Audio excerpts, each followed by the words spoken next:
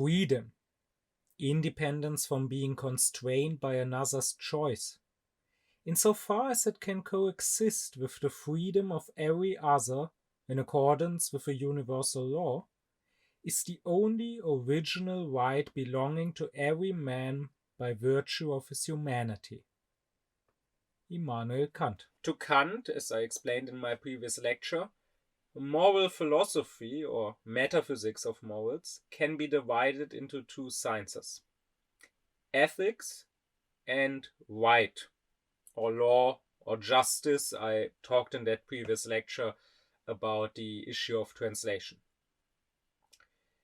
Now, moral philosophy in general is the doctrine of duties. And so both of those, ethics and also the right, are concerned with duties, with what we ought to do. But they are concerned with them in a different manner. Right is only concerned with those duties, Kant says, that come with a right for other people to compel us to fulfill them. Right? So I have a moral obligation not to murder others, not to steal from others. But on top of that, those other people have the right to force me to fulfill these moral duties. They have the right to use force, to use violence, even if they must, in order to prevent me from murdering them or from stealing from them. And so right is not concerned with all our duties, but just with a specific set of duties. And it is also concerned with them in a different manner. I gave a lecture on the faculty of desiring, and I explained there that to Kant it has two parts. It has the will and it has the faculty of choice. And choice, he calls the faculty which, chooses specific actions. It chooses, should I do A or should I do B? While the will is a completely supersensual faculty, which is not concerned with specific choices, specific actions, but rather the will decides what general mode of action I want to take. For example, the will, if it's a good will, decides I want to always do good, whatever that may be in any given situation. Now, in the given situation, again, the faculty of choice has to choose a specific action, and based on the good will, it will now choose the most moral action. But the will doesn't directly choose the action. The will just decides in general, I want to be good. Now, with this in mind, I said that ethics is concerned with the will. Ethics cares about what is inside of us, not simply about the specific actions that spring from the will, but rather about us doing good deeds out of a good will. While right, I said, is concerned with the faculty of choice alone. So right demands that we choose to do specific actions and that we choose to not do other actions, but it doesn't care why we choose them. It doesn't care if you choose to not murder somebody because you are a good person and you have reverence for that other person's humanity, or if you choose to not murder somebody simply because you are afraid of jail, while maybe on your inside you would very much like to see this person dead. That may make you a bad person as judged by ethics, but in the field of right, it doesn't matter why you do or not do something. It only matters that you choose to do or not do something. Now, the right in general, Kant again divides into two fields. There is what he calls private right, or private law, private justice, and public right or public law, public justice. The former being right considered simply from the standpoint of reason. So what rights do we have according to reason? What law should there be? Even in the state of nature, that is, even if there was no state, no government, no positive laws.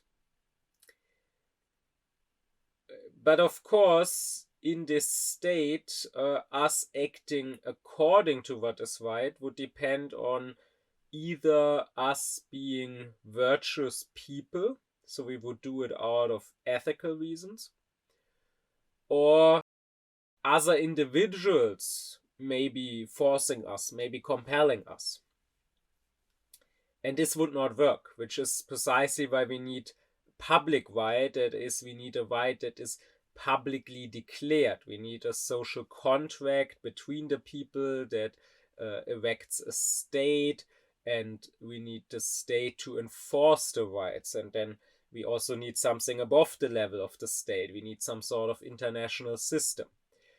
All of that belongs to the public right and is something I want to deal with in future lectures. Here, I want to first get into private right.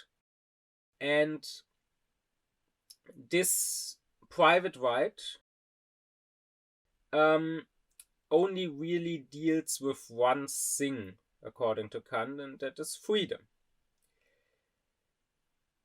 It is all about several free beings living alongside each other, and the right should prevent us from taking each other's freedom away. So I already said right is about the faculty of choice, about what actions we choose. And that means to Kant that it is against the right, that is, it is unjust. I mentioned in the previous lecture when I talked about the translation how in German the word for justice is Gerechtigkeit, while the word for right is Recht. So what is against the right is Unrecht, unjust. It's directly related, a relation that unfortunately is lost in the English.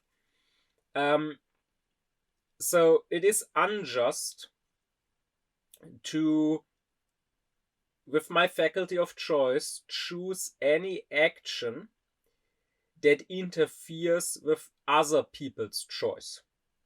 While any action that doesn't interfere with their choice, even while it might still be against ethics, for example, against the duties towards myself, is not an unjust action.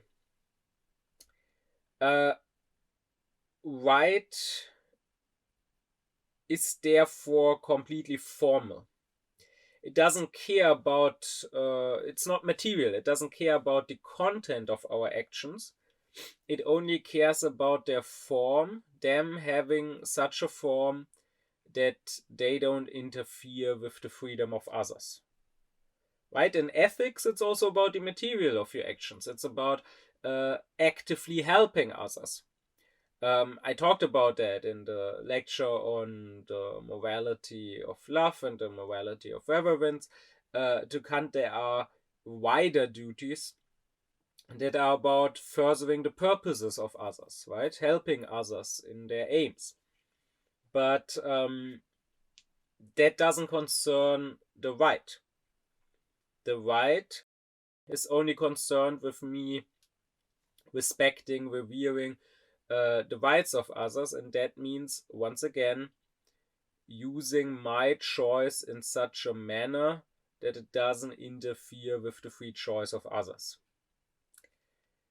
And if you ask what is the object of right, then since right is about the faculty of choice, and therefore about the actions we choose to do in the world, in the sensual world, Kant says right is concerned with all objects that are at least potentially objects of our free choice. That is, objects onto which or with which I can act, which is on the one hand all the non-rational items in the world, right? Any non-rational thing I can potentially use. Most things in the world, of course, are not used by us, like even many things here on this planet, but then pretty much anything on other planets in the universe is not used by us. But potentially it could be. Potentially we could fly to some other planet and claim a rock that is there and say this rock is now mine, and then potentially someone else could say no, I want it to be mine, and there could be a conflict. So while now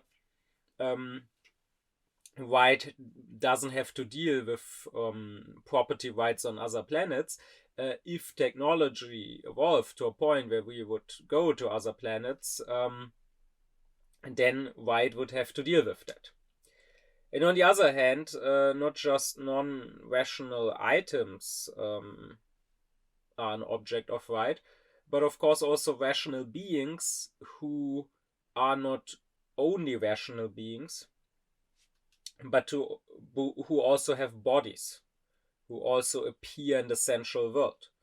Because such beings, human beings, are also potential objects of my choice, right? I could attack any human being, kill him, or abduct him, or whatever. And of course, that I shouldn't do. That is something the right forbids me to do. While a pure rational being, that is God, is not an object of right. Because he is not an object, not even a potential object of my choice. I cannot do anything with God or against God. I cannot act upon God because he is not sensual. Like, whether you believe in a God or not, you would have to agree that we cannot harm God, we cannot harm God's rights, and therefore he is not an object of right. Now, before I get further into this, I just want to point out one thing, and that is that between Kant's philosophy of right and his theoretical philosophy, his epistemology, there is a great parallelism in the structure, in some of the arguments used. And so it is immensely helpful to first deal with his theoretical philosophy, to first understand his theoretical philosophy. That will also help you better understanding his philosophy of right. And of course, I have already dealt with his theoretical philosophy in previous lectures, so if there is something in this lecture or in upcoming lectures that you don't quite understand, I would suggest first checking out those previous lectures on theoretical topics, because that will probably shine a lot of light on Kant's philosophy of right. But with that out of the way, let's get further into the private right. Now, Kant distinguishes here two sorts of rights. On the one hand, we have what he calls inner or innate rights, and on the other hand, we have what he calls outer or acquired rights. Let's start with the former. The innate rights or inborn rights, well, they are what the name suggests, right? They are rights that we are born with. So, in other words, they are rights that we have simply by virtue of being human beings. And that's of course not the case for all our rights, right? Like if you own a bike, you have a right to that bike. It is yours, you can choose what to do with it, and no one else has a right to take that bike, to use that bike, unless you give permission for it. But clearly, you don't have a right to that bike simply because you are a human being. Clearly, you were not born with a right to a bike in general, and certainly not with a right to this specific bike in particular. Rather, this right to this bike is something you acquired at some point in your life. How exactly? That's an important question for the philosopher of right. But for now, let's stick with the innate rights. Those, once again, you didn't acquire, you simply have. And this means that these innate rights, they are basically what we would call human rights nowadays. Because, again, you have them simply by being human. The term as such does not appear yet in Kant. But basically that is what it is, right? They are rights you have as a human being. Now, the main accomplishment here of Kant when it comes to this is simply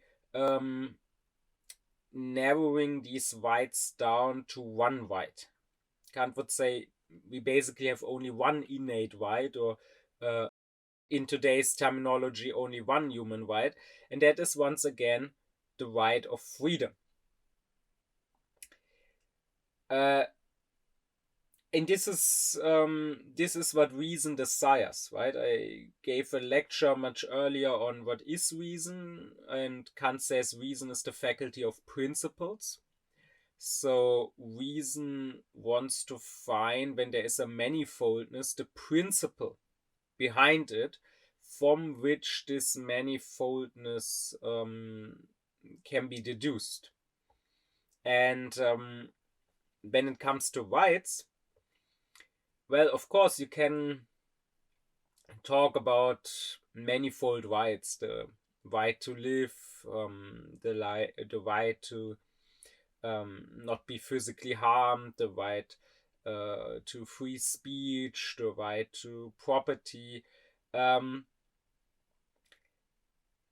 then nothing would prevent you, except from it being useless, nothing would prevent you from specifying these rights even further. I mean, we don't have to say that we have a right to live, a right to not be killed. We could also say more specifically, we have a right to not be shot, and we have a separate right to not be beheaded, and we have a separate right to not be burned, and so on and so on.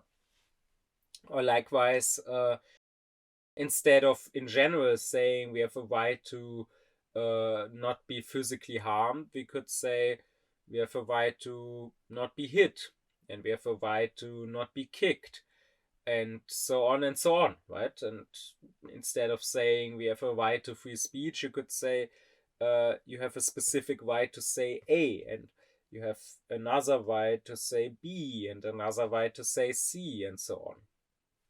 And just like you could differentiate the rights more in that one direction, you could also go in the other direction and could combine them even more, right? Just like you could combine the various rights to not be shot, not be burned, not be beheaded into the one right to not be killed, you could also combine this right to not be killed, the right to not be physically harmed, the right to free speech, the right to property, and so on, into the one right to freedom.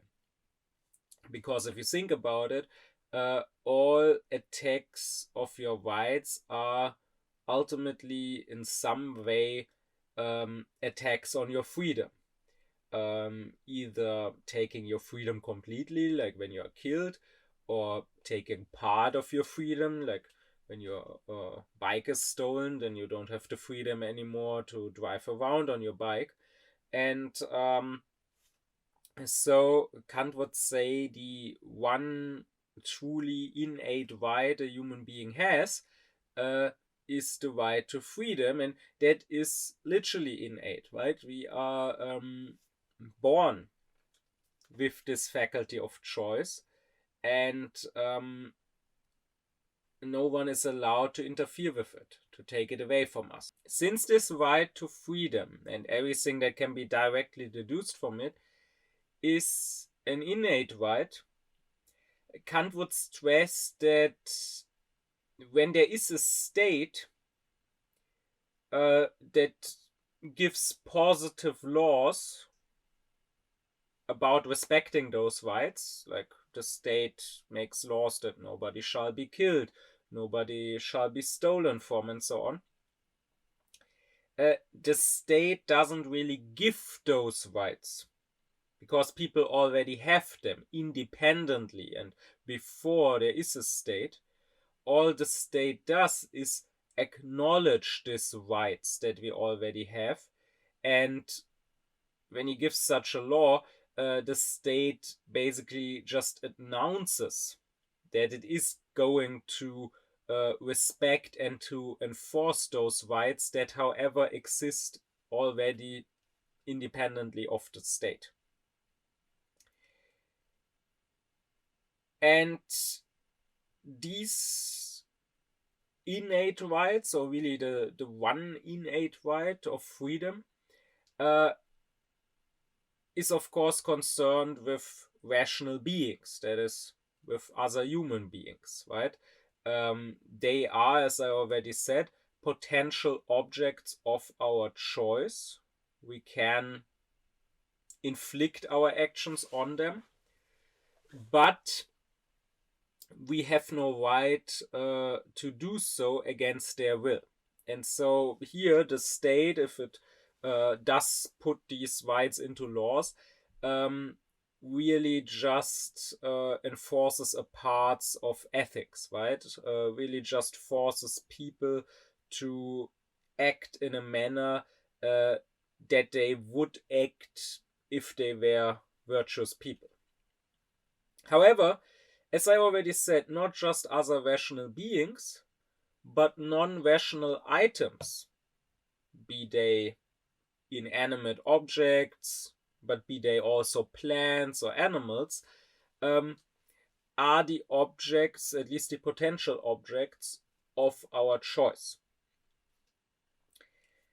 And we don't have an innate positive right towards those things, right? As I already said, we are not born with a right to, let's say, own this bike or to own this tree there. However, Kant says we do have an innate negative right of those things. A negative right here meaning we have a right to not be prevented from making them objects of our choice, right? That negative right too can be deduced from our innate right to freedom. If I have a right to be free, if I have a right to make use of my faculty of choice however I like, to choose any sort of action I like, provided it's not an action interfering with someone else's choice, then that means I can also choose, let's say if there's a tree that doesn't belong to anyone, I can also choose to pluck the fruits from that tree, or to cut down that tree and burn it for firewood or whatever. Or if there's a well that doesn't belong to anyone, some source in nature, some water source, then I can use my faculty of choice to, let's say, drink from it. And this is, once again, a negative right. I don't have a positive right, like I can't say, okay, this tree is mine. I have a right to eat from it, to take the fruits and eat them, and nobody else has that right. But I have the negative right that I can say, well, this tree is not mine, but it is also not anybody else's, so nobody has the right to prevent me from taking the fruits. So this is the first thing, this negative right. But of course, we can acquire positive rights to certain objects. They are not innate rights, we are not born with them, but we can acquire them, which is precisely why Kant calls them acquired or also outer rights. The question how this works is one of the main questions for the philosophy of right. How do you acquire a right? How does something that was not your right when you were born at some point become your right? In other words, how can you acquire property? How can something become yours? How can something that doesn't belong to anyone, that is out there in the world, and everyone has a negative right to it, that is, no one has a right to say, no, you mustn't touch this isn't yours. How does this become mine? How do I get this positive right to indeed say to others, no, you mustn't touch this isn't yours? It's a question that most people won't ask, because it's just a reality of our daily lives, right? That we do have such acquired rights, that every one of us has property, and we also exchange things all the time. Like we buy new things, maybe we also sell things. And of course, here it's not complicated. Like when you buy something, it's clear how this can become your right, because someone else who had a right to this thing gives it to you. But how did he get a right to this thing? Well, he probably also bought it from a third person. But how did this start? Again, a question that most people won't ask, that maybe they will even find useless, because they will say, well, clearly it did start somehow, clearly it does work, we do have rights to things, so that's good enough for me. But then, I mean, you can say that, but then you refuse to engage in philosophy, right? Philosophy, as Plato already said, philosophy starts with wondering. So with not taking things for granted, but rather with questioning things. And this questioning in this particular case might be important for finding out what is just, right? For finding out what should belong to whom. Or indeed, if things should even belong to someone. Of course, there's also this phrase, property is theft, right? There are, of course, certain people, certain leftist theories that believe that we don't ever acquire positive rights to things, or at least we shouldn't. So what does Kant say here? Well, he says, first off, you can acquire a right to an object simply by taking hold of that object. That is what he calls the possession, which is a word that you can take literally here, right? Because it comes from the Latin, of course, and it means something like the possibility to sit, right? Sidere means sitting, and so your possession, so to say, is that which you sit on, like a piece of land, a house where you can sit and nobody else can sit. So Kant says if we take hold of an object, if we now literally possess that object, we now have an exclusive right to that object for as long as we take hold of it, right? So again, take a tree that doesn't belong to anyone, that is out there in nature. Let's say there are apples growing on that tree. Now, first, every human being has a negative right to every single of these apples. Meaning, if I'm about to pluck one specific apple, no one else has a right to tell me, no, this apple isn't yours, you mustn't take it. But then, if another person was faster than me and plucked that apple first, I also wouldn't have the right to tell him, no, that apple is mine, you cannot take it. But now, Kant says, the moment you take the apple into your hand, the moment you're holding on to that apple, now indeed only you have a right to that apple, and no other human being has the right. They did have the negative right to take it from the tree, but they don't have the right to take it out of your hand. And why is that? Well, once again, because of your innate rights, because of your human rights, so to speak, to freedom, right? Because if I were to take the apple out of your hand by force, I would once again interfere with your freedom. Likewise, when you consider the right to the ground, first off, no piece of ground belongs to anyone.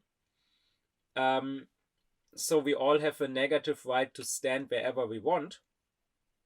If someone sits down on a specific front, let's say on an empty beach that doesn't belong to anyone, then you cannot tell him, this specific spot belongs to me, you mustn't sit there. No, you weren't there, so it doesn't belong to you.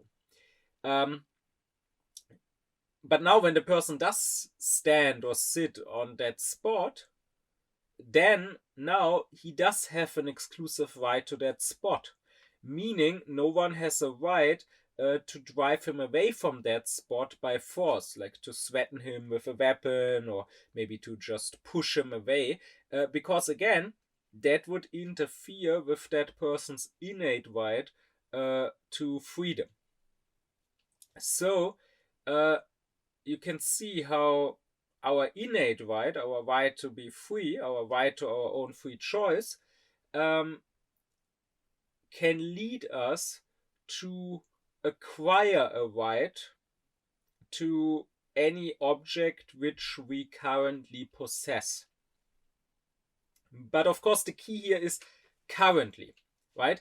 This right is a right, this exclusive right to that object is a right that is only temporary and that you lose as soon as your literal possession of that object ends. So if you pluck that apple, while you hold it in your hand, you now have a right to that apple. But if you decide to not eat it, but to put it on the ground again, and you walk away, and somebody else takes up that apple, then you cannot come back and say, oh, that was my apple. Or likewise, if you inhabit a specific spot on the ground, you mustn't be pushed away. But if you step away out of your own choice, and now somebody else steps onto that ground, then now you mustn't push him away. You cannot push him away saying, oh, this was my spot, I was here first. You let go of that spot. And if you think about it, this is indeed how in many daily situations, without thinking about it, we indeed deal with these things, right? Like if, let's say, take a beach at the sea or at some lake, if a person lays down there on his towel in the sun, then he does consider himself to now have a right to that spot.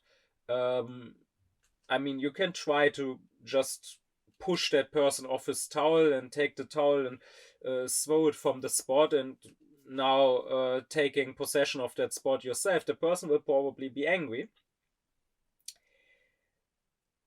But when the person goes home after a few hours and then maybe comes back the next day or a week later or a year later and finds someone else being on that same spot, the person would usually not be angry.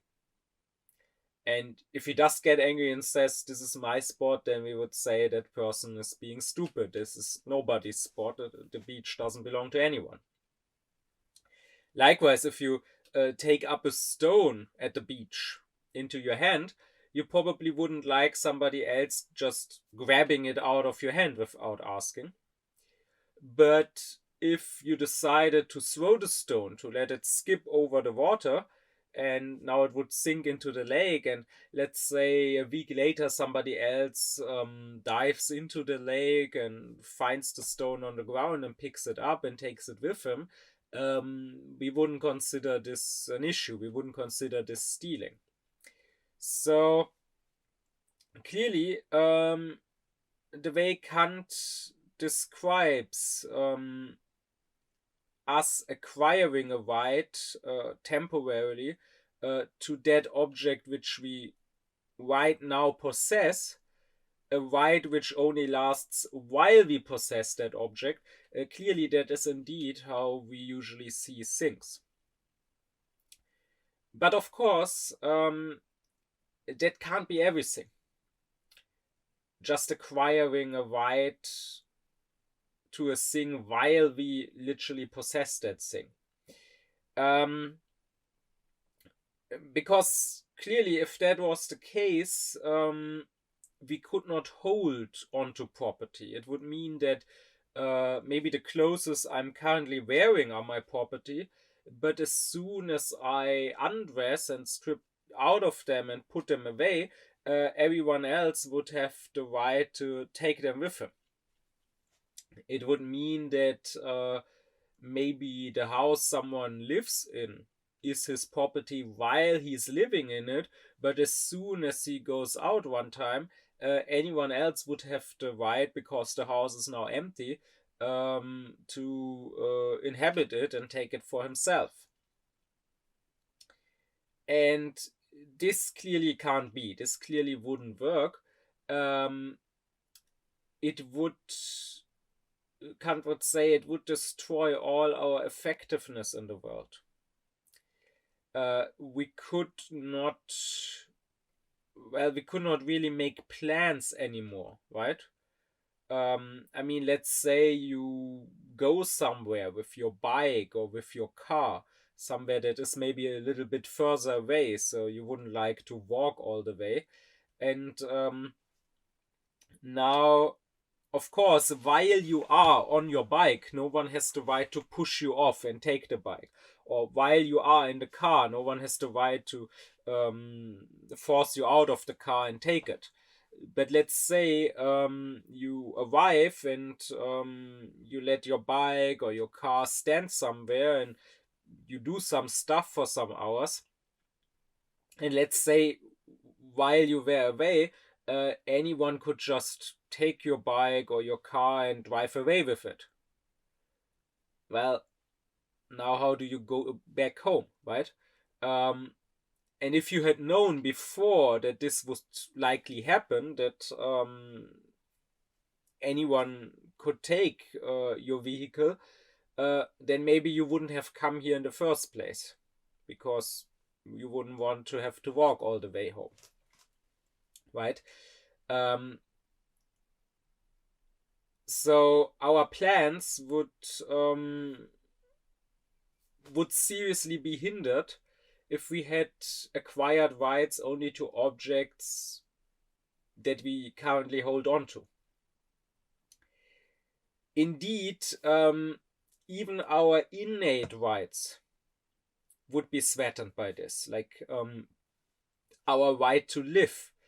Of course, it's not entirely impossible to live without property, but it could only be the most primitive life, right? We could never store things. Like we could hunt for food, we could search for roots and berries in the woods, and but we would have to eat them directly from our hand, because as soon as we put them out of our hand, again, to maybe store them somewhere for the upcoming days or weeks, everyone else could now take this food away from us, right? And of course, stuff like farming would basically be impossible, because the farmer would have a right to the land that he farms only while he is himself on the land, while he is farming it. So while he is plowing the ground, or while he is putting in the seeds into the earth. But then, of course, as soon as he went away, once again, making plans, planning for the seeds to grow so that eventually he could harvest those crops. As soon as he went away, someone else could stamp onto the ground and do something else with it, like build a house on top there, which would, of course, completely destroy the harvest. And if the farmer complained, the other person could say, why? I haven't pushed you off this land. You left it yourself. I waited, I let you do there whatever you wanted while you were on it. But now you're gone. Now I'm on the land, so now you need to let me do whatever I want. But of course, that same person building his house, as soon as he left his house, the farmer could come back and tear the house down. So it's clear that a word like this wouldn't work. And that's an important point to cut, that it wouldn't work. Because here I remind you of the categorical imperative of the moral law in its most famous phrasing. I talked about this in its own lecture on the categorical imperative, the moral law. It says that you should only act according to a maxim through which you can want for it to become a universal law. And as I explained, what this means is the maxim of your action, that is the subjective principle according to which you act, should be one that could be a universal law, an objective principle according to which everyone has to act. Only if that would work can your action be moral. If such a world, however, wouldn't work, if your action only works as an exception to a general law, and you yourself cannot want for it to be more than an exception, you yourself cannot want for it to be universal, then it is immoral. This is, for example, why lying is immoral, right? Lying only works as an exception because you can only lie to someone who believes that you are saying the truth. If lying was a universal law, that is, if everyone always lied whenever it benefited them, then no one would believe you. And then you could not lie to anyone in the strictest sense. You could, of course, say something that is untrue, but you could not lie. That is, you could not trick someone into believing this untruth, because the other person would already assume to be lied to and would not believe anything. So therefore, lying is immoral. And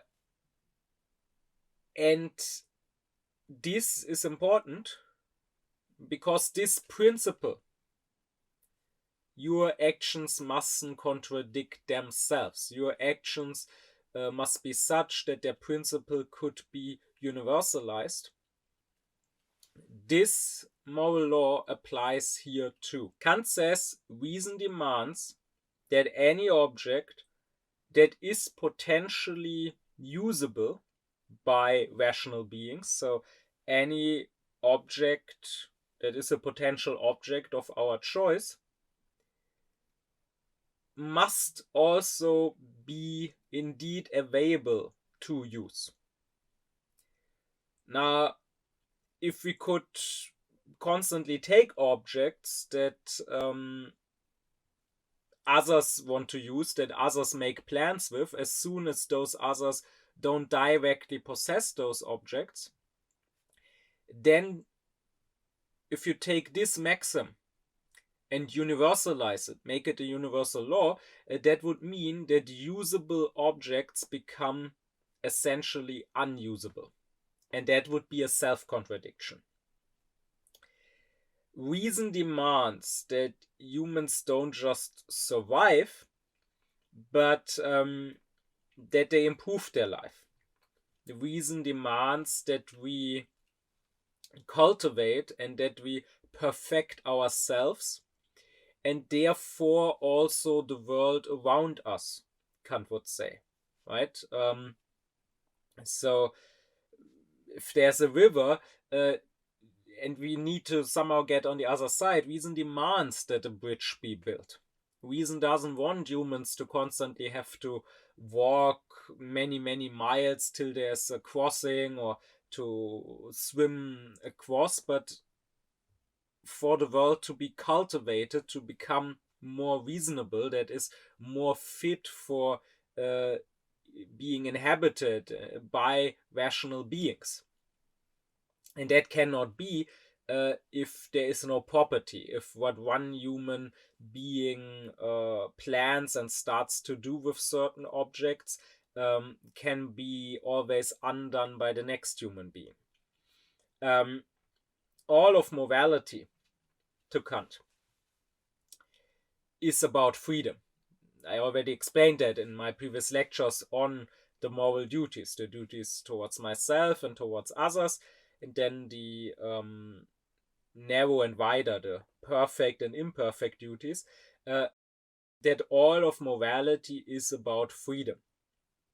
It is about first making sure we stay free, so not taking my or not taking others' freedom away. But then secondly, the wider duties are about even expanding freedom. Now, if it was universal law, however, that as soon as someone let go of an object that he had taken possession of, we could take possession of that object, and even if it interferes with his plans that he had with that object, then that would not expand, it would actually hinder human freedom. It would actually prevent rationality from fully realizing itself in this world. And therefore it would be immoral. Because, again, morality is there to protect and to expand freedom. And anything is immoral that is against freedom. Once again, Kant would say all potentially usable objects in the world, reason demands that they indeed be usable and not be made unusable. As a side note, here I'm using this as the argument for why property should exist, of course. This is the reason Kant gives why it is a moral imperative that there should be property. But the same principle is also why things shouldn't unnecessarily be harmed or destroyed. I will go back to this when at a later point I will talk about what Kant says about animals, about such a thing as animal rights. And I can already say, Kant says animals as such don't have rights, but still we should not abuse them. And this also comes from this principle. that Kant says nothing that potentially could be used should be made unusable for no reason. So this goes not only for animals, but even for inanimate objects. Kant would say it is immoral to mindlessly, out of sheer joy of destroying, destroy things. Like if you cross a desert and you come to an oasis and you rest there, you drink some of the water, you eat some of the fruits, and now you go on. Okay, maybe you don't need that oasis anymore. Maybe you have no intention to ever cross that desert again, so you don't need it anymore. But if now you poison the water and cut down all the trees before you go on, you're an immoral person. Because while you have no use for this, maybe somebody else might have come across the desert and would have had a use for this oasis. And whatever could potentially be used for rational purposes should not be made unusable. And this, to come back to the topic I'm discussing here, this is the reason Kant gives why property must exist. Because only if there is property, only if we can make long-term plans and if we can rely on things not being interfered with just because we put them away for a moment, only then can rationality fully realize itself in the world. And here I want to digress a bit and to use this to make an important remark. And that is that Kant's morality and the categorical imperative has very often been criticized as being an example of empty formalism. And this is a criticism that you hear till this day, but that is very old, that started almost immediately. And one of the oldest and also most famous proponents of this sort of criticism is Hegel. And many who nowadays criticize Kant for what they think is his empty formalism will do so pointing to what Hegel said in his Phenomenology of Spirit. Hegel is saying that the categorical imperative, because it is a merely formal principle, can be used to justify or to forbid anything. So the very same action can be considered moral and immoral based on how you use the categorical imperative. And Hegel indeed does use the example of theft. So Kant would say stealing is immoral, according to the categorical imperative, because it cannot become a universal law, because as a universal law, it would destroy property as such. Right?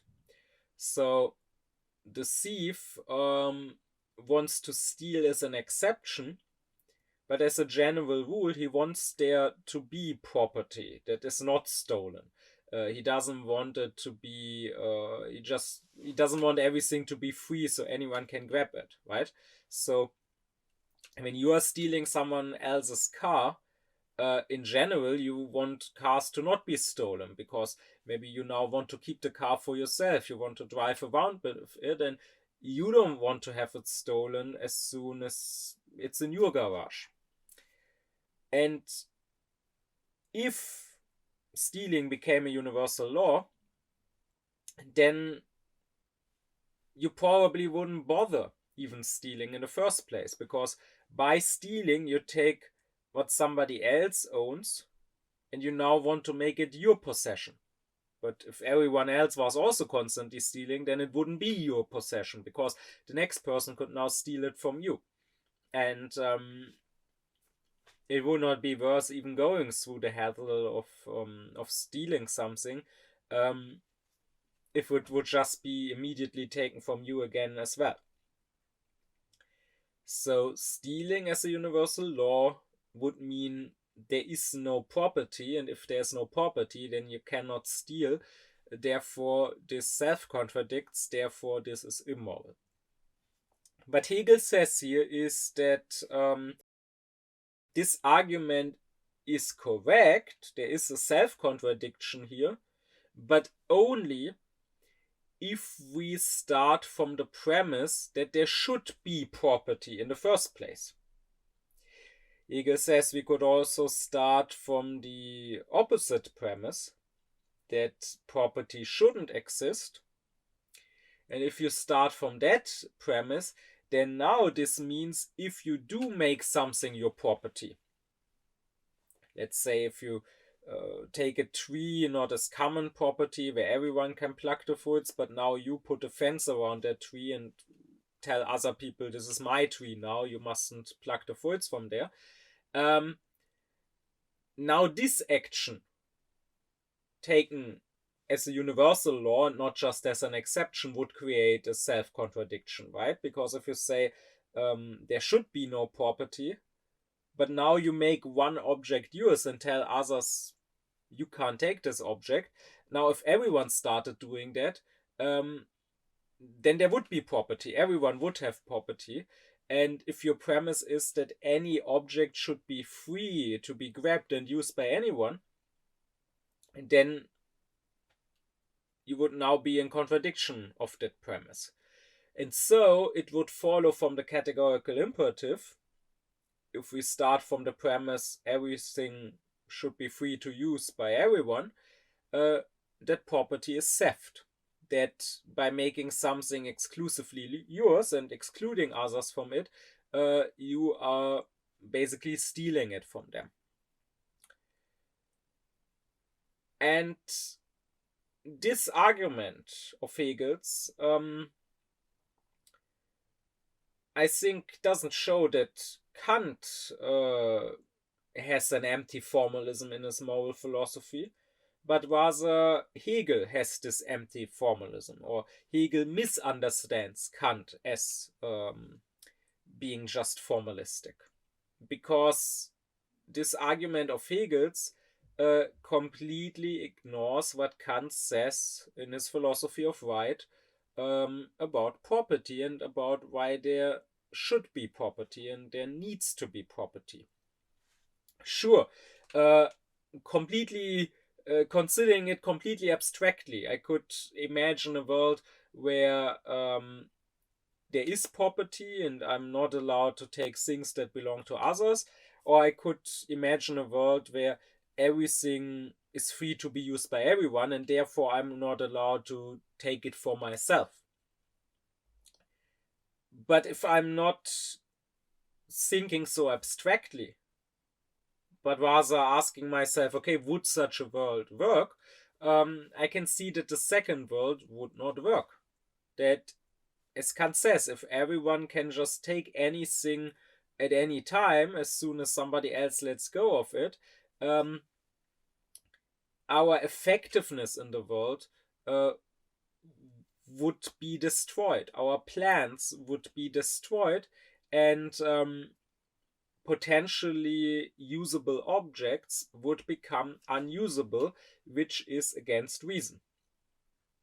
So there must be property. And so it is not true that the merely formal character of the moral law means that it goes with any possible content, even with contradicting contents, but rather, if you think it through, that specific form does lead to a very specific content. And I'm mentioning this, of course, on the one hand, because it is a common objection to Kant's moral philosophy, and I wanted to take this opportunity to deal with this objection and to point out how Kant himself refutes it. But I'm also mentioning it because it gives me an opportunity to make an even more general remark. Because I want to say that, of course, no philosopher's writings, no philosopher's system is quite perfect and without error. Kant himself says as much. He says that in any philosophy there's still some things that are worthy of criticism and improvement. So, of course, you can criticize even a great thinker like Kant. Of course, this should be done. And I myself do that. I don't blindly follow Kant in everything. I have already criticized Kant in previous lectures, and I will criticize him more in upcoming lectures. Of course, the criticism itself can also sometimes be wrong, can also contain errors, which is the case here. But that in itself is not a problem. You can go wrong, it happens. What is a problem is when not the philosopher as such is criticized, but a specific image of the philosopher is criticized. Not what he really says, but what people think he says. Not what really follows from what he says, but what people think follows from what he says. And this can happen because of misunderstandings, because you read something a philosopher says and you simply interpret it in a wrong way. And then you are answering to your misinterpretation and not to the actual philosopher.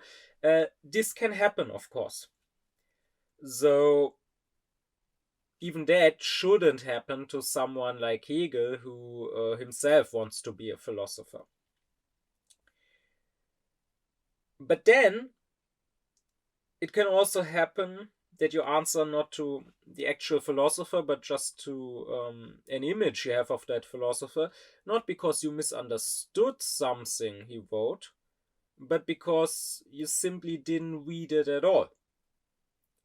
You simply don't know what that philosopher says. You don't misunderstand it, you just don't know at all. You just make it up in your own head. And that is something that should not be done at all, but it is done again and again, starting with Hegel. But till this day, I hear this criticism that with the categorical imperative, you could prove both that there should be and that there shouldn't be property, when Kant very explicitly writes about how from the categorical imperative it follows that there should be property and not the opposite. And I wonder, have these people not read the passages where Kant talks about this? And if they haven't done so, then why do they talk about Kant? Why do they judge Kant? Why don't they first read more of Kant? And this is something that unfortunately happens a lot. I mean, if it happens even to a great thinker like Hegel, then you can imagine how often it happens to people who are not thinkers at all, not even bad thinkers. I mean, just look around at the state of public discourse, right? Like we have seen in the past 2 years, lots of people denying the genocide in Gaza and coming up with excuses for Israel and accusing anyone who is against genocide of being anti-Semitic. And there you have it, that these people usually simply don't know what they are talking about. Like, they never bothered to actually look. They don't know that in Israeli TV people talk openly about how children are the enemies and how even little children and babies must be killed because they will just grow up to be terrorists.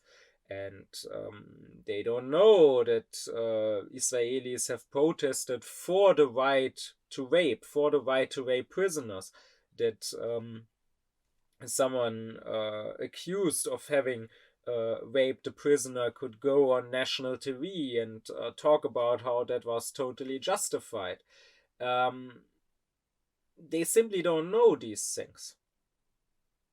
And yet they make their judgments.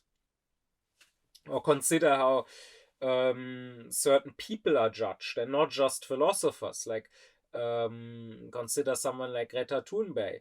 I have heard so often concerning her famous speech in front of the UN, where she said her "How dare you?" and where she said, "You have stolen my childhood, you have stolen my dreams." So often I have heard mockery of that speech coming from completely random people and going all the way up to Putin, where people say, and not just internet trolls. I've read this even recently from people who pretend to be serious journalists here in Germany, but really are just propagandists. People mocking that speech, saying, "Oh, she's so privileged. She's a white Swedish girl. She should tell this to some child soldier or some child having to work in the mines in Africa, that her childhood was stolen." And the thing about this is that if these people had actually listened to her speech in good faith, like if they hadn't just heard accounts of it, if they hadn't just heard, "Oh, in her speech she said, 'How dare you?' She said, 'You have stolen my childhood,'" but rather if they had bothered to spend the 5 minutes to actually listen to the speech in whole, then they would know that in the very next sentence, after saying, "You have stolen my childhood, you have stolen my dreams," she says, "And yet I'm one of the lucky ones." I mean, if there's one person who has constantly been acknowledging her privilege, who has constantly been talking about climate justice for a reason, not just about protecting the climate in general, but about doing it in a just way, who has talked about how the rich countries need to lower their emissions even more than would be necessarily just to protect the climate, so that poorer countries can emit a bit more and get to a higher standard of living. If there's one person who has constantly talked about that, it is Greta Thunberg. So such mockery can only be done either in bad faith, which surely is the case often, or out of complete ignorance, not actually having listened to the speech. And this, apart from being simply pathetic and embarrassing, this simply isn't how a discourse should go. This simply isn't how we can, no matter what is the topic, how we can get closer to the truth. We should know what we are talking about. We should, when judging something, we should actually first deal with it, first listen to it, first understand it.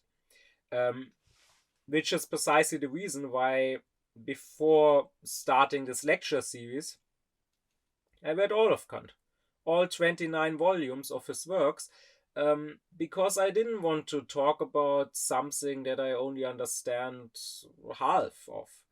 I didn't want to criticize something when maybe in some other work of his that I haven't read, he addresses that criticism. And maybe if I had just read that work, then I would not have mentioned that sort of criticism. And I want to keep doing that if I can. When I'm one day done with these Kant lectures, I want to go on talking about other philosophers equally extensively. And there too, I want to first fully read them before I go on to talk about them and to explain them to others. But going back now to Kant's argument for why there should be property. This is one of these instances I mentioned where you have a parallelism with a theoretical philosophy. Because, and Kant himself points this out, it's not just something that I realized. The argument is kind of similar to the argument he uses against empirical idealism. And I discussed this in previous lectures, in my lecture mainly on rational psychology, that by empirical idealism, Kant means what today often gets called solipsism.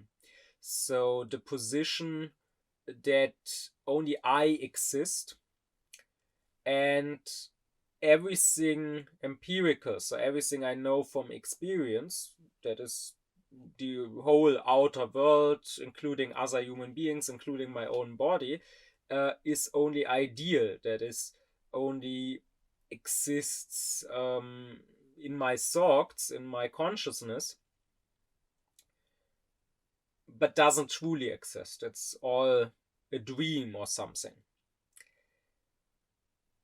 This position Kant refutes by showing that even the I, your own self, is something you can only be aware of if you are aware of other things, of a non-I, of something that is not yourself. Mere representations, that is your thoughts, your feelings, and so on, your desires, they are fleeting. There is nothing solid, nothing steady there. And so if they were all you had, then your own I would become fleeting too. If the I is to be something steady, then it can only be, and it can only be discovered if held against other steady things, against objects that are not the I. So even my self-consciousness requires consciousness of other things that are not myself and that are still real. Well, in the same way, here in the philosophy of right, Kant says, even my own innate rights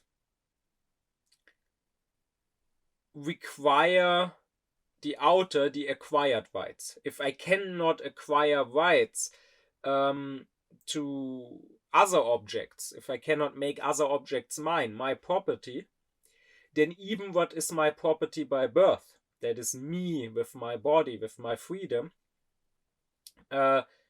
cannot be mine properly. Then even my own innate rights are threatened, because once again, I cannot plan, I cannot store food, I cannot farm the ground to have food in the winter or whatever. So even my own basic human rights would then be threatened. So to put it simply, with Fichte, we could say there cannot be an I without a you. Or as Fichte would say, the I requires a non-I. Which is why Fichte's philosophy has sometimes been called an I philosophy, but I think it would be much more correct to call it a we philosophy. And the same, Kant would say, once again, is true for the rights. My own innate rights cannot be realized, cannot really work without rights that are acquired, without outer rights. So that is why there must be property. Of course, the question is still, how does this work? And here we have a dialectics of the philosophy of right, Kant says. Now, what dialectics means, I already addressed in its own lecture. at least in Kant's terminology, it is the teaching or the doctrine of illusion. That is, dialectic occurs to him when our reason, by its very nature, so not because we are too dumb to think right or because someone tricks us, but by its very nature creates an illusion. That is, creates an argument that sounds right for reason, but that is actually wrong in some way. And there is a dialectic for Kant in all parts of his philosophy, in his theoretical philosophy, in aesthetics, in his moral philosophy, in his philosophy of religion, and also in his philosophy of right. And it is always an important part, a key part of Kant's whole critical philosophical project, to show, to explain, and ultimately to solve this dialectic where reason tangles up itself. And usually, including here, the dialectic takes the form of an antinomy. So much so that the two terms are almost synonymous when it comes to Kant. It is only in theoretical philosophy, it is only in his critique of pure reason, where there are also other forms of the dialectic. And what the antinomy is, I also already explained in my lecture on rational cosmology. An antinomy for Kant means that we have two statements that seemingly contradict each other, so only one of them can be true. And yet, it seems that reason proves both of them or disproves both of them. And the dialectic in the philosophy of right is such that the thesis says we can own something without a direct physical connection with that object, while the antithesis says the opposite, says no, if there's no physical possession, like if I'm not holding the thing in my hand or standing on that specific ground, then I cannot own that object. Both statements seem to contradict each other. I will point out that, as is the case in other parts of his system, like in the theoretical philosophy, where there's also an antinomy, the thesis is a rationalist one, saying that we can own something even if we don't see the possession in experience. It's not something we can experience, right? If you are away from your house, then people cannot experience you being the owner. But still, you can be the owner. We can think of you as the owner. While the antithesis is an empiricist position, right? Saying that you can own something only if there's a direct possible experience of you owning it. That is, if you're holding it in your hand, for example. Now, Kant solves this as he usually solves these antinomies, through his theory of transcendental idealism. But that is, I also explained in a previous lecture already on transcendental idealism.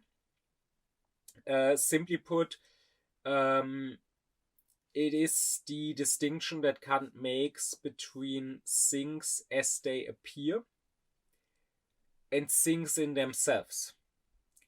So he would say that the whole world, that nature, is an appearance.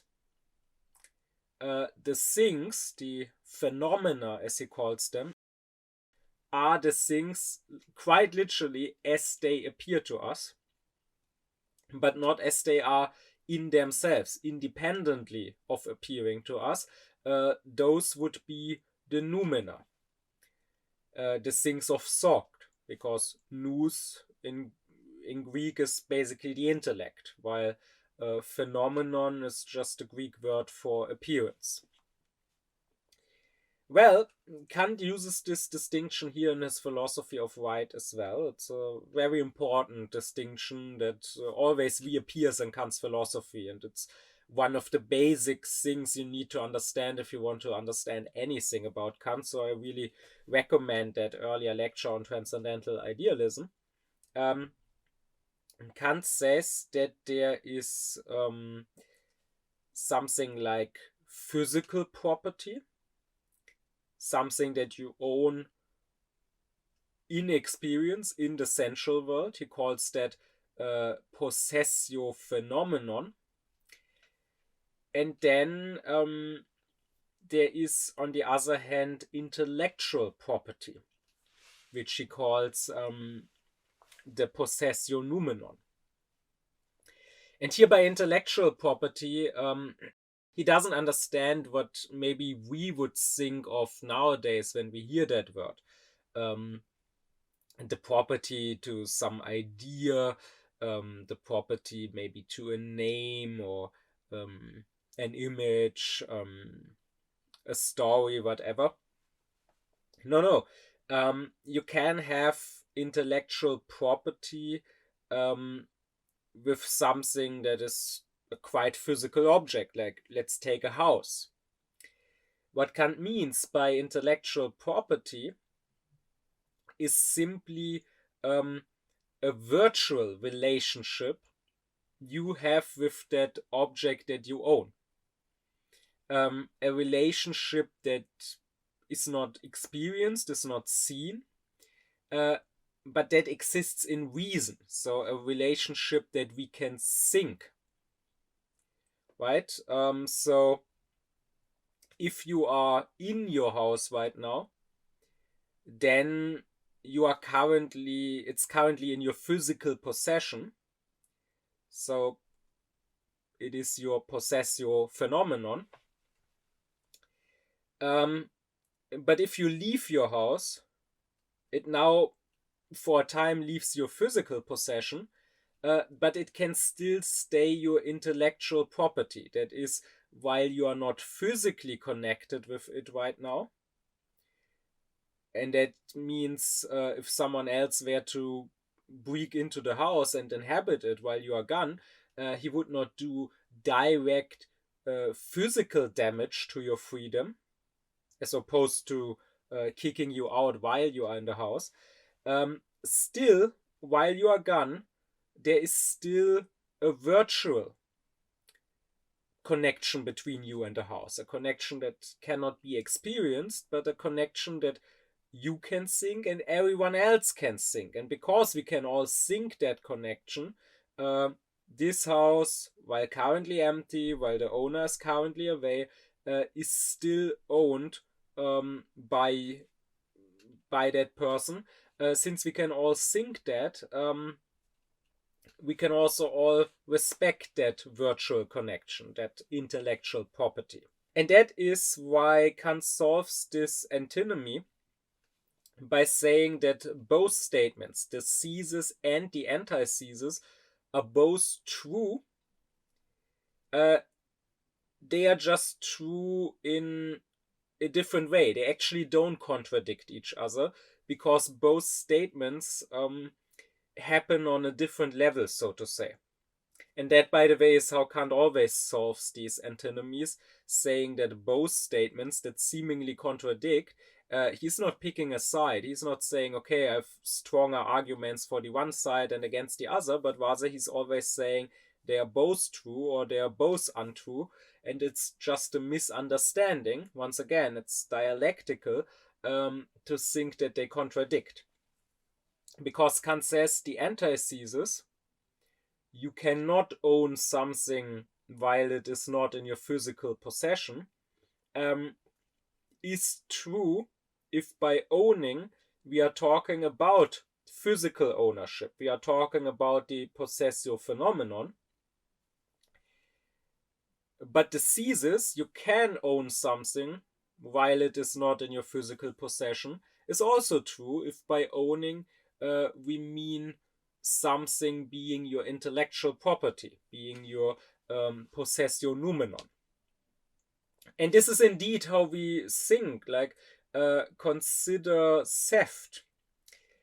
If your bike is stolen from you, we would now say that you still own it and you don't own it anymore. At the same time, if we take the word owning to have two different meanings, right? We would say in the physical sense, you are no longer the owner of your bike if it is stolen from you. The thief is now the owner of the bike.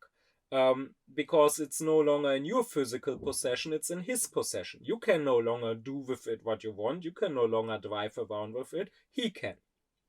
But at the same time, we would say that in the sense of whose intellectual property is it, you are still the owner of the bike, and the thief is not the owner of the bike. And that is what we denote by the word rightful, right? Saying you are the rightful owner of that bike, which is precisely why you have a right to get that bike back, which is precisely why if the thief was found, the police would confiscate the bike and give it back to you, because while you have no physical ownership of it right now, there's still this virtual relation between you and the bike that everyone can think of. Everyone can still think of you as the rightful owner. And this works, however, only if we abstract from the conditions of sensuality. Now, in my lecture on sensuality and on time and space as our forms of viewing, I explained that to Kant, all appearances appear in time and space. Those are our forms of viewing, meaning everything that I could possibly view, that I could possibly perceive and experience, I must view in space if it's outside of me, or at least in time if it's inside me, like my own feelings, my own thoughts. And something that is not spatial or temporal, like God as an object of pure reason, is just a thinking object. It is something that I can think, but it is something that I cannot possibly experience, that cannot possibly appear to me, because again, whatever appears must appear in time and space. Now, the possessio phenomenon, the physical, literal possession of an object, clearly happens in time and space.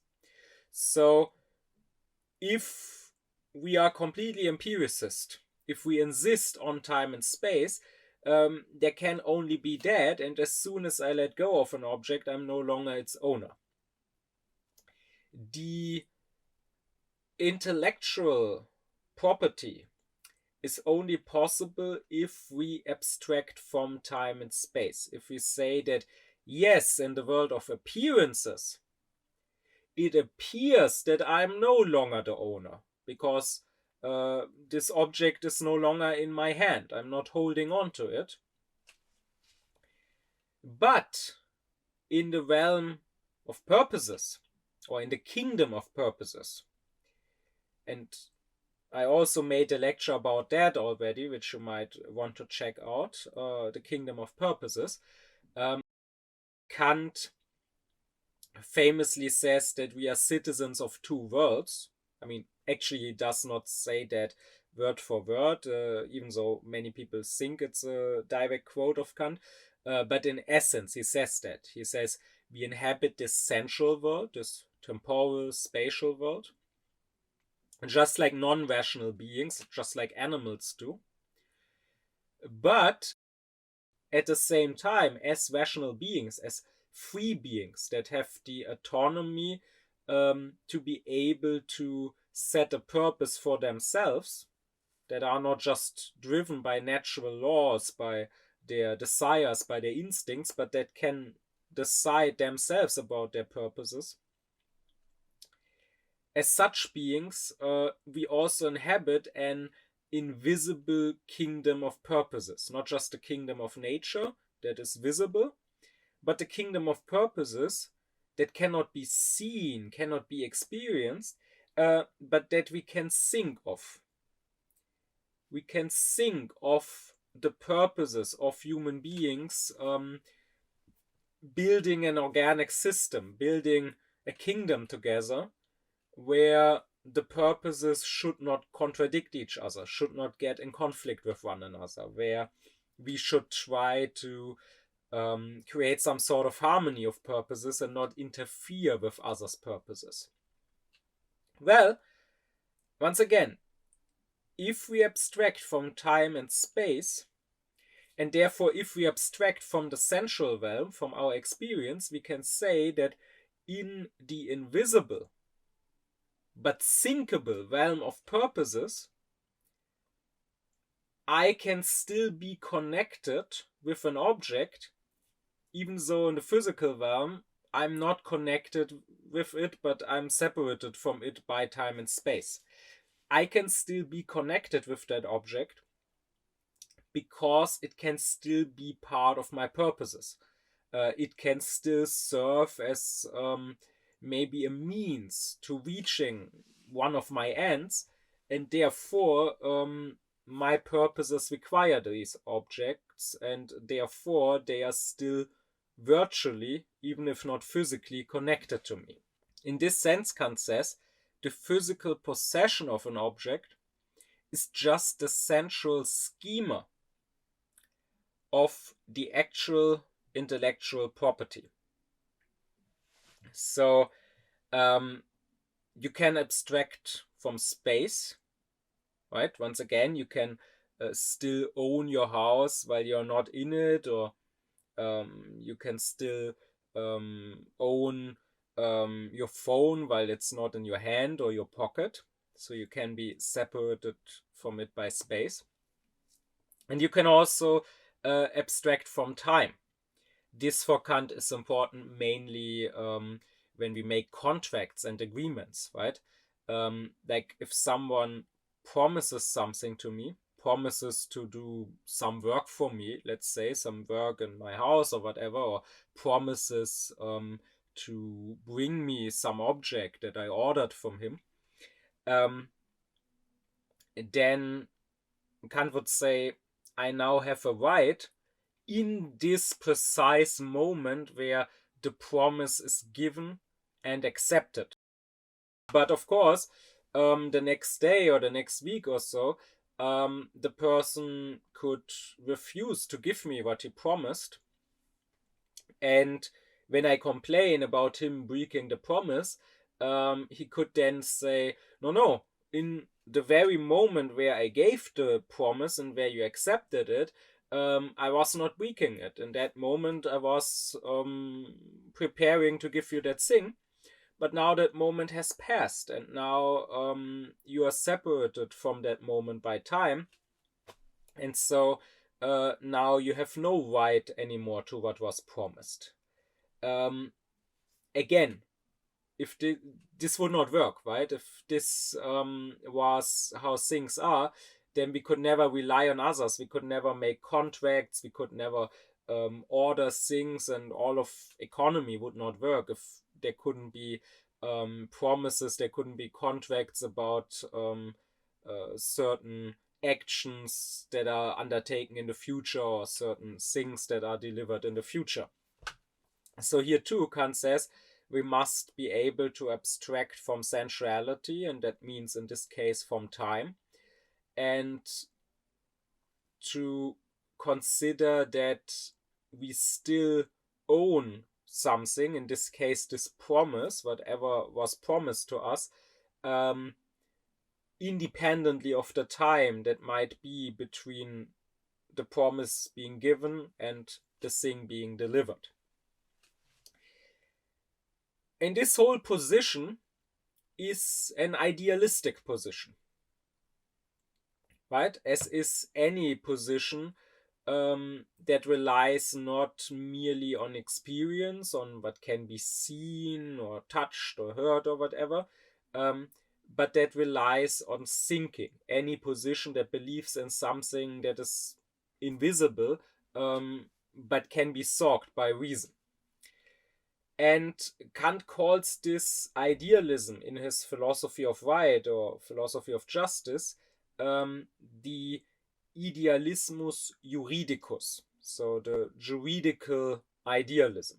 This juridical idealism is possible because the right doesn't deal with anything sensual at all. It doesn't deal with appearances, if you think about it. The right, as I said at the start, deals with our faculty of choice.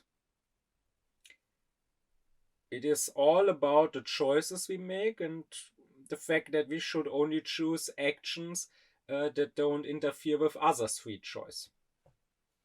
The sensual, as such, does not factor in here.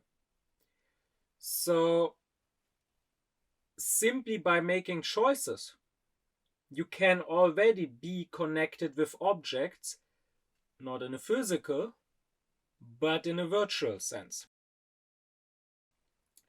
So this whole dialectic, this whole antinomy of right can be solved, according to Kant, precisely because we can be connected with an object not just physically, but through our purposes that we think.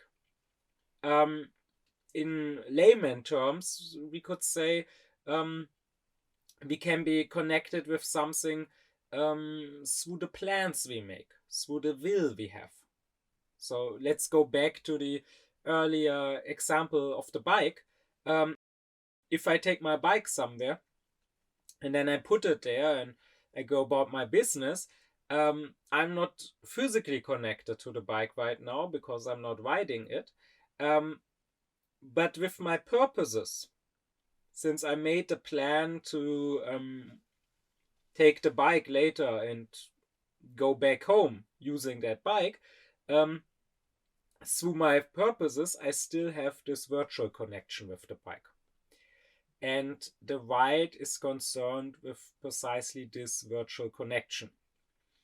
So, once again, you have one of these parallelisms that I mentioned between the philosophy of right and the theoretical philosophy, because one of Kant's main accomplishments is to show that thinking is connecting, that connections of all sorts, relationships of all sorts are always something that we only think, that we don't perceive.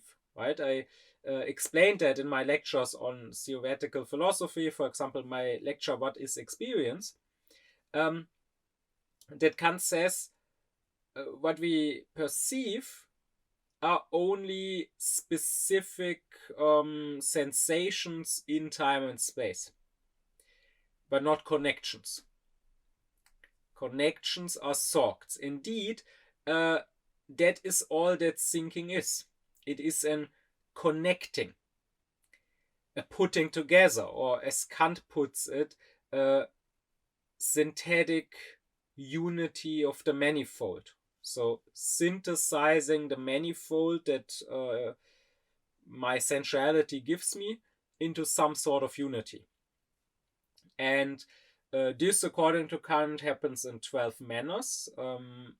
I explained that when I talked about the table of judgments, that to Kant there are 12 forms in which we can judge, so 12 ways in which we can connect. And from that spring the 12 categories, the 12 basic concepts of our intellect, which I discussed in the lecture on the table of categories. One of which often serves best, if you want to have an example, is the category of causality. Kant, coming from Hume, who awoke him from his dogmatic slumber, Kant realized that causality is not something that we perceive. It is something that we think. So the most famous example would of course be one billiard ball rolling against the second one and the second rolling away. This is what you see. You have two perceptions, the first ball and then the second ball moving. What you don't perceive is that the second ball moves because the first ball touched it, right? It could also be a coincidence that it just so happened to randomly start rolling away at the same second, right? So this is not something you perceive, this is something that you think. Causality is a thought, and only through this thought, through this connection that you make with your intellect between two different perceptions that you have, do these perceptions turn into experience, right? You now experienced something that the one billiard ball can push the other away. Or the other example that Kant gives, if you see the sun shining on a stone and now you touch the stone and feel that it's hot, you have these two perceptions of the sun shining onto the stone and of the stone being hot. But the connection between them, the stone being hot because of the sun shining on it, that is again something that you thought. That is again applying this category of causality to connect these two perceptions of yours. So all connections are thoughts. We don't see connections, we don't feel, we don't hear, we don't smell, we don't taste connections, we think them. And this, which is true in Kant's theoretical philosophy, which is true in the process of experience and cognition, this is also now what is important in his philosophy of right. Because the juridical connection with an object, that is, that object being yours, being your property, is also a connection, and as such is also something that mustn't be experienced, that mustn't be seen, but rather that must be thought, according to the very same 12 categories, by the way. And therefore, since this is basically how we all think of rights and of property, right? These are not special, lofty philosophical theories, but rather this juridical idealism is something that pretty much anyone without much reflection believes in. I mean, if you asked around on the street, you would be hard-pressed to find someone who believes that you only truly own an object while it is in your physical possession, and as soon as you put it away, anyone else is free to take it. Since everyone believes in this juridical idealism, this could be a good starting point to get into transcendental idealism in general.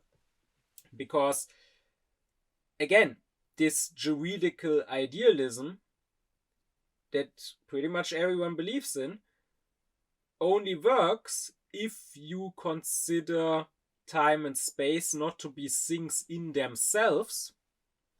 Like if you don't consider objects to simply be, factually be temporal and spatial, and us just perceiving them as such, but rather if you agree with Kant that these are just the forms of our viewing. So we happen to view and to not be able to view things in any other way to view things in time and space, but the things in themselves are not in time and space.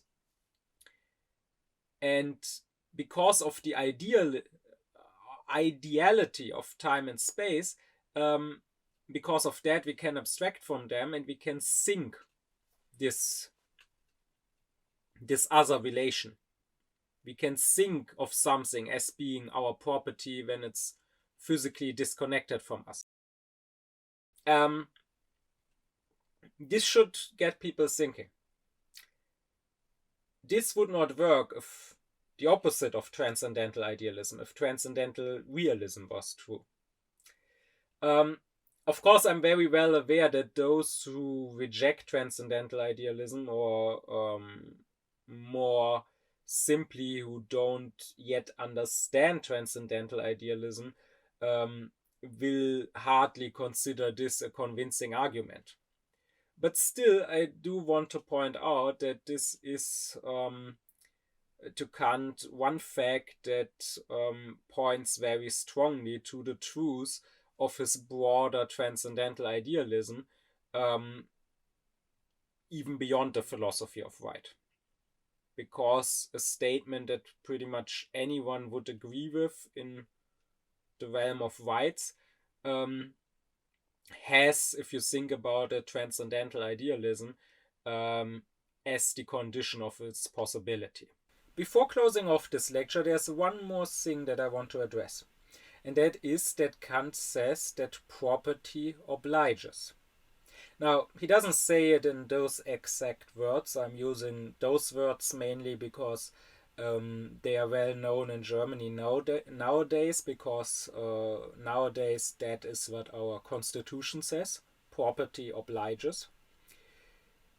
But Kant does basically say this. What he says is that if something is your property, then as such it is yours. You can do with it whatever you want. You can use it however you want. You can move it wherever you want. You can destroy it if you want. No one else can tell you off. No one else can tell you how to use your own property. That is basically what it means, that this is yours and not anyone else's, right? However, Kant says this only your right to use your own property however you want. This only goes so far till you reach other people's rights. And the rights of other people, including the rights to their property, must not be harmed, right? You cannot use your property and the right you have to use your property however you like to attack other people's property and other people's right. So, for example, if you have a car, of course you can drive around in your car however you like, but if I have a garden and I have a bed of flowers, you cannot just drive onto my flowers and destroy my flowers. Now, this should be clear and self-evident and really doesn't need much explanation.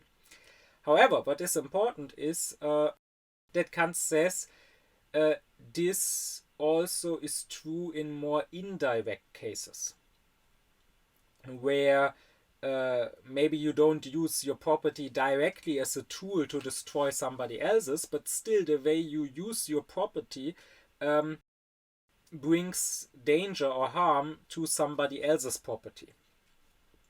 He gives an example, and that is owning a house. If you own a house that is somewhere out in the open land, away from any other houses, then you can really do with your house whatever you want.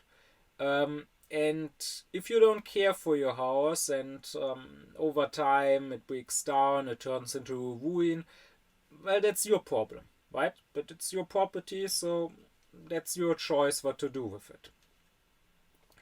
But in Königsberg, where Kant lived at his time, he explains, there were lots of houses that were built directly touching each other. They were built back to back, so to say, and they were built in such a manner that they would share the same beam to give the basic structure balance. Well, and in such a case, Kant says, if I own one of these two houses, and now the person who owns the other house is not taking care of his property, so his house starts falling apart, and the beam that gives balance and structure to both our houses starts rotting from his side, then this obviously also threatens my own property. And so here, when I tell the other person, take care of your house, because this affects my house too, it is not okay for the other person to just say, well, my house is mine, this is my property, you don't get to tell me what to do or how much to care for my property. But rather here, Kant says, I would have a right of compulsion, be it indirectly through the state, so I could complain and then the government could compel him. I do have a right of compulsion to force that other person to take care of his property in a certain manner. Now this for Kant is more of a side note, admittedly, and unfortunately it's usually not discussed when people talk about Kant's philosophy of right. But I think it is an important point that is worth contemplating because it has important consequences, especially for us nowadays. Because nowadays we live in a very much atomized and individualistic society. And when people think of the state, of course all thinking according to Kant happens within the 12 basic concepts of our intellect, the categories that he describes in his table of categories, which I talked about in its own lecture. And there are 3 categories of relation: substance and accident, causality, and lastly the category of community, or of the whole and the part. And nowadays I would claim that most people are used to think of the state according to the second category of relation. So according to the category of causality. That is, they think of the state, and this includes the democratic state. It really makes no difference here what form of rulership there is in the state. And people tend to think of the state as something that is somehow detached from them. So here are they, the people, the individuals, living their lives, having their own property, and then there's this state on top of them, sort of imposed onto them, and this state is very annoying because it's constantly trying to interfere with their lives, constantly telling them what to do, like don't drive too fast with your car, that's not allowed, or constantly demanding things from them, like collecting taxes. And in many cases they would probably much rather be rid of the state. Well, I would say, coming also from Fichte, that we should rather think of the state in the third category of relation, so the category of community, or of the whole and the parts. We should understand ourselves not as individuals that happen to live under a state, but as parts of an organic whole, as parts of a commonwealth that we share with other people, and we have our property only as parts of this commonwealth, right? For all the people who say that taxes are theft and so on, if there was no state, like, you think you just have your property, you just have your money, and now it's taken away from you. But if there was no state, you wouldn't have these things in the first place. you have these things only thanks to society granting them to you and assuring you security in your property. If there was no state, if we were in the state of nature without any laws, anything could be stolen from you. And you would not have many things in the first place. Like there would be no infrastructure, there would be no roads and so on, and so no things could be delivered, the economy would not work in the same way, so you could not even buy many things. So really, we have our property not in spite of the state, and the state is not the enemy that constantly threatens to take away the property, but rather because the state grants the property. And so we have it only as part of a community, where my property depends on everyone else agreeing that this is mine, just like their property depends on me agreeing that this is theirs. And well, if that is the case, then it should indeed be, as in Germany the constitution says, that property obliges. And we should take such a statement seriously. Unfortunately, we don't. Like, it's one of those things that the constitution says that sound nice on paper, but that basically mean nothing. That basically have no relevance for actual life in the state, for the actual laws that there are. But it should have. And this is true especially nowadays in light of the ecological and the climate crisis.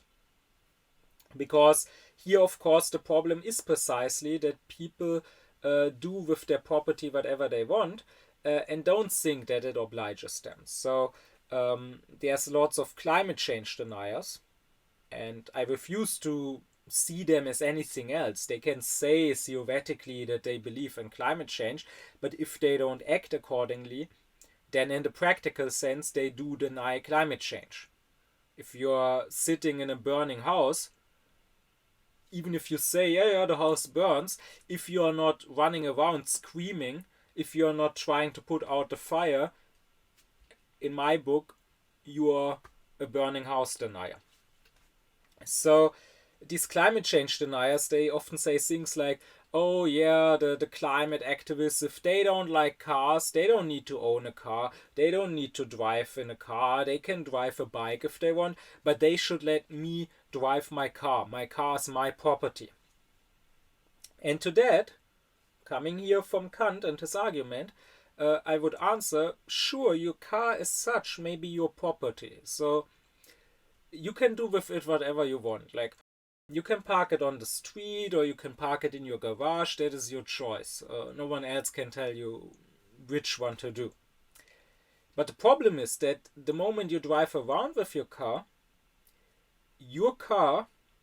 through the noise it makes, through its emissions, is threatening my health and my right to my own health.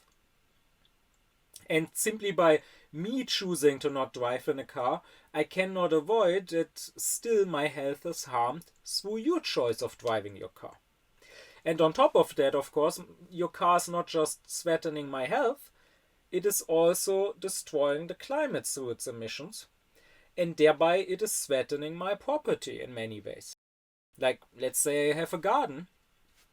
Well, if there are continuously droughts, then nothing grows anymore in my garden. Everything will wither away and I will have to water things more. Or if because of the climate crisis there's great fires like we saw in LA some time ago, maybe my whole house burns down because you used your property, your car, in a specific manner. So I should have, therefore, to protect my own rights, my own health, my own property, the right to some degree, tell you what to do with your property. So that should mean that, sure, you can have your car, and you can drive around in it to a degree. But if you go 100 meters to the store, not by foot, but in your car, simply because you're lazy, and you keep doing that, then that is an abuse of your property that harms all of society, and then society should have the right to take that property away from you if you keep doing that. Or likewise, if you abuse your property, like to protest, like here in Germany a while ago, we had these big, not just in Germany, it was also in other parts of Europe, we had these big farmers' protests, which were very egoistical, very unpatriotic protests. If they achieved one thing, is they accidentally exposed the hypocrisy of the right, because some months before that in Germany, we had this very prominent climate activist group, the Last Generation, who would glue themselves onto the streets. And there was so much hate against them, because basically all of Germany, like 90% of Germans, are climate change deniers, and Germany is an especially close-minded and especially conservative and especially anti-patriotic country. So if anyone does anything patriotic, anything that is not selfish but that tries to actually save society and the state as such, they are hated.